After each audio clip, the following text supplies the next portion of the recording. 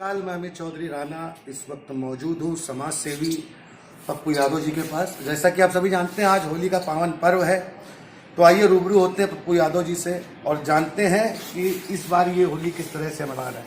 पप्पू जी, सबसे पहले आपको होली की हार्दिक शुभकामनाएं। धन्यवाद, आपको भी बहुत बहुत बधाई। पप्पू जी, इस बार किस तरह से होली सेलिब्रेट कर रहे हैं आप? होली तो बहुत अच्छी से मन रही है। दो साल से तो कोरोना में जो है होली बनी नहीं जी। इस बार कोरोना तो कुछ रहा नहीं जी, तो इसलिए इस बार जो है होली तो अच्छी मननी चाहिए। इस बार तो अच्छी मनेगी। इस बार सोशल डिस्टेंसिंग का थोड़ा पालन करना। हाँ, सोशल डिस्टेंसिंग का जरूर पालन करना चाहिए, क्योंकि जो है कि अभी सरकार ने घोषणा भी की थी कि शायद अप्रैल में फिर कोरोना की लहर आने वाली है। थर्ड वेव फिर से वो आने वाली। अच्छा पप्पू जी, जिस तरह से कोरोना काल में देखा गया कि आपने बिना खुद को हाईलाइट किए, बिना मीडिया के सामने गए हुए कोरोना में, जबकि गवर्नमेंट भी नहीं थी आपकी, आपने जाकर लोगों की काफ़ी मदद करी, उन्हें किसी के राशन से मदद करी, कहीं किसी के यहाँ कोई देहांत हो गया तो आपने गाड़ी अवेलेबल कराई, लकड़ियों की व्यवस्था करी, सारी चीज़ें करी। तो कहीं ना कहीं समाज सेवा से आप निरंतर जुड़े रहें।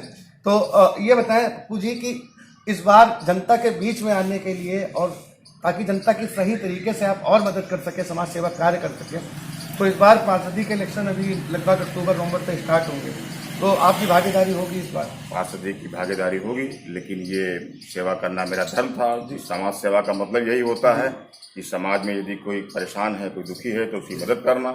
इसमें मैंने क्या कहते हैं कि राशन मैंने बांटा, सफाई कर्मियों को सम्मानित किया, डॉक्टरों को सम्मानित किया, जो वो क्या कहते हैं कि पूरे समाज को जो है देख रहे थे। सफाई कर्मी सफाई कर रहे थे, गंदगी हटा रहे थे, तो सैनिटाइज कराया, पूरे समाज में पूरे क्षेत्र में सैनिटाइज कराया, किसी को कोई परेशानी नहीं होने दिया अपने क्षेत्र में।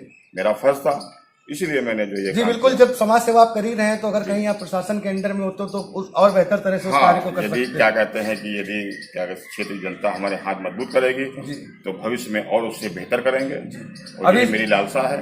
अभी सर एक ज्वलंत मुद्दा है आपके नगर निगम जोन 5 से ही, और जोन 5 का ये संपूर्ण जितना भी नगर निगम क्षेत्र लखनऊ के अंदर लगता है, वहां से जो भी संविदा कर्मी हैं, जो भी संविदा कर्मी आपके सफाई कर्मी हैं, जिन्होंने कोरोना में अपनी परवाह ना करते हुए निरंतर सफाई की, सारी चीजें करी, आज की डेट में मुद्दा काफी उठ रहा है अखबारों में, न्यूज चैनल के माध्यम से भी, कि इनको जो एक तो संविदा कर्मी है, इन्हें तनख्वाह उतनी नहीं मिलती, दूसरा जो उपकरण आते हैं जैसे पंजा हो गया और भी झाड़ू हो गई, ये सारी चीजें हो गई, जिसका करोड़ों रुपए का बजट आता है, लेकिन ये संविदा कर्मियों से ये कहा जाता है कि आप इसे अपने पैसे से खरीदें, और वो पूरा का पूरा बजट सिर्फ पेपर में दिखाया जाता है और उनको 1 रुपए की सहूलियत नहीं मिलती। उल्टा वो अपने ही पैसे से उन चीज़ों को खरीद के सफाई का कार्य करते हैं। जो भी गाड़ियां हैं वो टूटी हुई हैं, अस्त व्यस्त हैं, उसे भी रिपेयर नहीं कराते, नई गाड़ी नहीं मुहैया कराते।